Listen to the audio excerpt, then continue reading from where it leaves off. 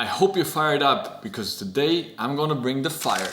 Now don't worry, we're not actually talking about burning fires or firing somebody. We're gonna be talking about the FIRE movement and the 4% rule that helps you to retire early. Now most of us have been raised with the perception that you have to work all your life basically until you reach around 60, 65 and then you can retire and finally get to enjoy the good life. Now a lot of young people, millennials, Gen Zs, they feel somewhat odd about it because for them to work a 9-to-5 job until you reach 65 and only then you get to enjoy life, that doesn't seem particularly inspiring. And it's really that generation that is on a path, and that's called the FIRE movement, which basically stands for Financial Independence, Retire Early. So the main goal here is to save as much as you possibly can, live off frugality, invest that savings, and then basically live from that number that you managed to save, which allows you to be in a position to retire much earlier than the usual 65 years old, which will allow you to live off your savings and take a certain percentage out every month, every year, and you will never run out of money because what you still have in the portfolio will basically grow over time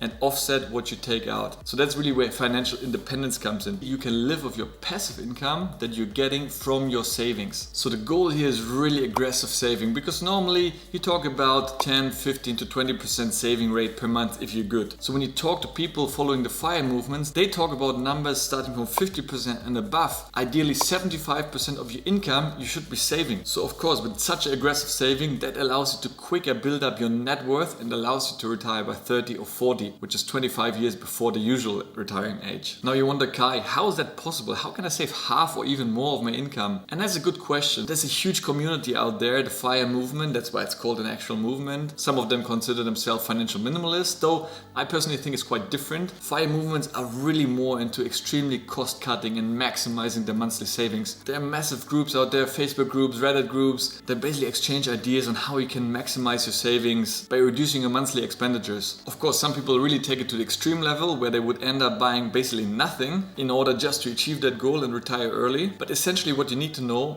people following the FIRE movements aim for two things: to keep their expenses extremely low and maximize their income or earning potentials from their investments. So the overall idea is the higher your income, the more you can earn and the lower you can push your costs down. That difference you can allocate to the saving accounts that basically grows over time. That will be your future pension. And again, FIRE movement is really not sitting on the beach and drinking mojitos all day, but basically people following that movement want to achieve that point where the money works for them, where they can live off the passive income that their savings has generated and will give them for the foreseeable future, and you can basically live off that. And I think essentially we can all agree something definitely quite inspiring about it, because you can decide, do you still want to continue working and just live off the passive income in addition to your normal income, or do you really want to retire, do nothing and just live off your money? The choice is yours, and the great thing is that the FIRE movement gives you that opportunity. I do have some mixed feelings about FIRE movement, but what I do like about it is that people are really focused about their money, because a lot of people these days, especially young people,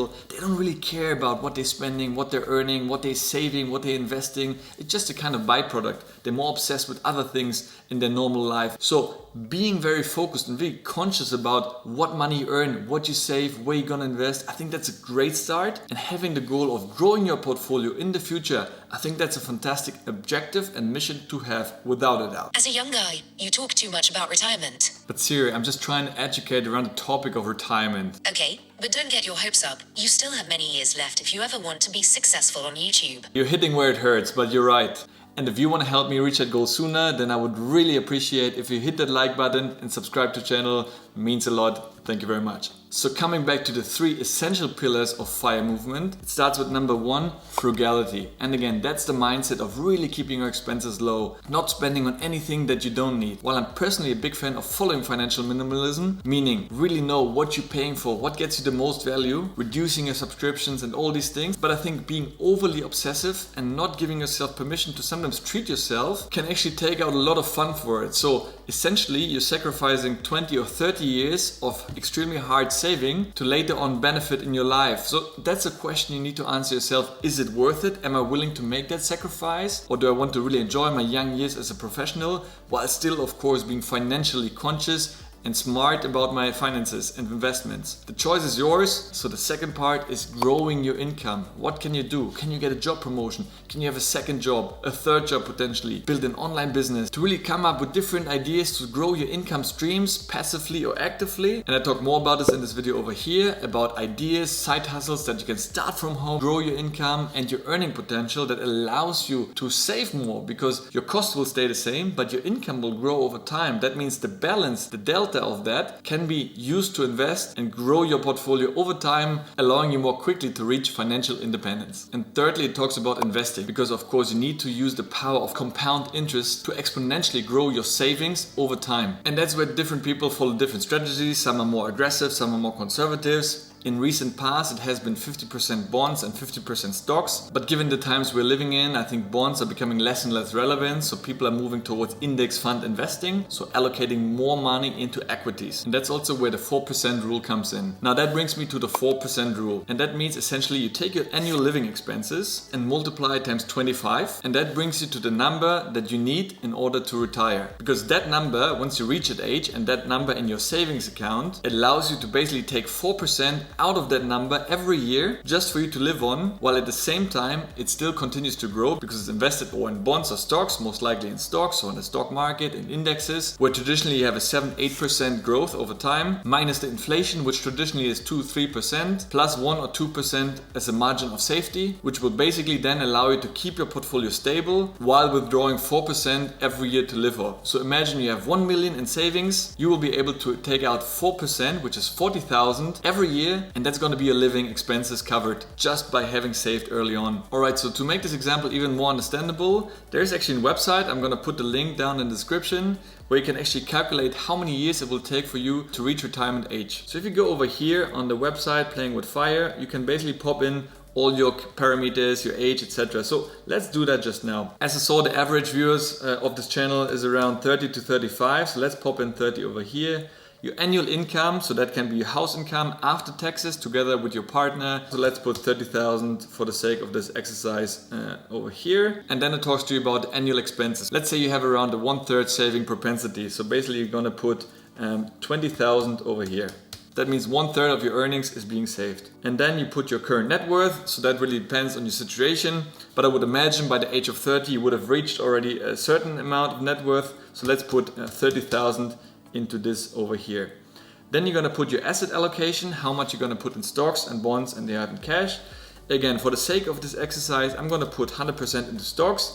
And stocks can be most likely indexes. It doesn't mean you're going to put everything into one stock or two stocks. Sadly, they don't have crypto, so we're going to remove the bonds and the cash position. So really just focus on long-term ETF investing. And then here you're going to put the expected rate of inflation. Now, when we look at the S&P 500, which myself, I'm investing the majority of my money going forward, it has seen anywhere from 7 to 10%. So I think a good fair number would be 8% to take the average expected return of those stocks.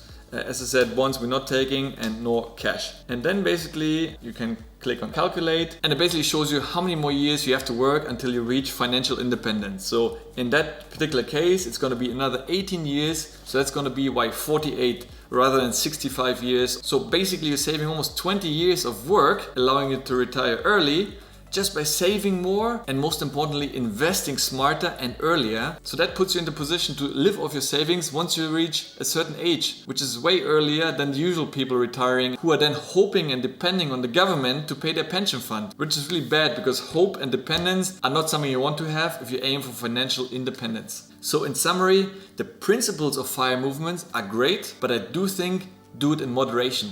Save as much as you can, push yourself a little bit, but don't forget to live. Continue to boost and increase your earning potential, your income through side hustles or job promotions. And lastly, invest your money into the stock market, into index funds, into cryptocurrency, whatever you feel comfortable, and let your money grow and compound for you over time. I hope you enjoyed the video. If you got some value out of it, really appreciate if you hit the like button, subscribe to the channel. Stay awesome, stay blessed, and I'll see you in the next one. Take care. Ciao, ciao.